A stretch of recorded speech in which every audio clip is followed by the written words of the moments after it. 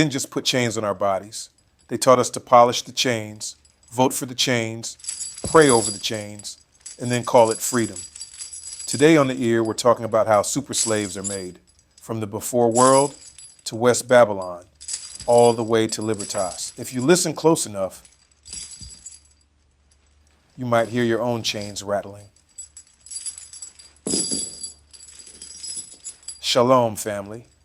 This is Toviyah, and you're tuned into The Ear, where we don't just listen to headlines. We expose the spirit behind them. This first episode is called Blueprint of a Super Slave. When I say super slave, I'm not just talking about somebody in shackles. I'm talking about a person who is enslaved by a system, and when given a chance to leave, chooses to stay, and then becomes that system's loudest defender. The one who defends the cage, advertises the cage, invites others into the cage, all while the cage is killing them.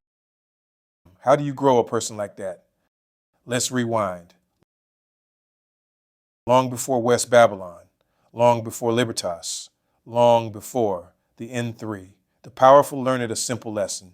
It is cheaper to make a man love his cage than to constantly beat him back into it. So they experimented. At first, control was blunt. Whips, swords, shackles, open threat. Do as you're told or die. Effective? Yeah. But brutal control has a problem. It's loud, it's expensive, and it breeds open rebellion. So they upgraded. They moved from force to law. They wrote bondage into codes and contracts. They turned people into property with ink and seals. You weren't just chained in the street. You were defined on paper as something less than human. Then they upgraded again. They dressed the law in philosophy.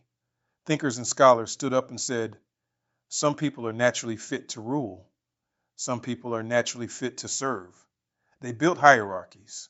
Civilized versus uncivilized, superior versus inferior, favored blood versus disposable blood, and that poison soaked into education, politics, religion, economics, the whole stack. Then came the final upgrade. They spiritualized it. They started saying, this order is the will of the gods. This hierarchy is divinely ordained.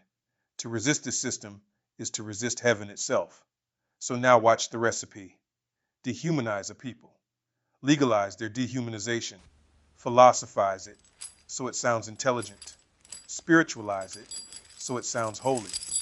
Normalize it so it feels like the air everybody breathes. You do that long enough, and you don't just control bodies. You start colonizing souls.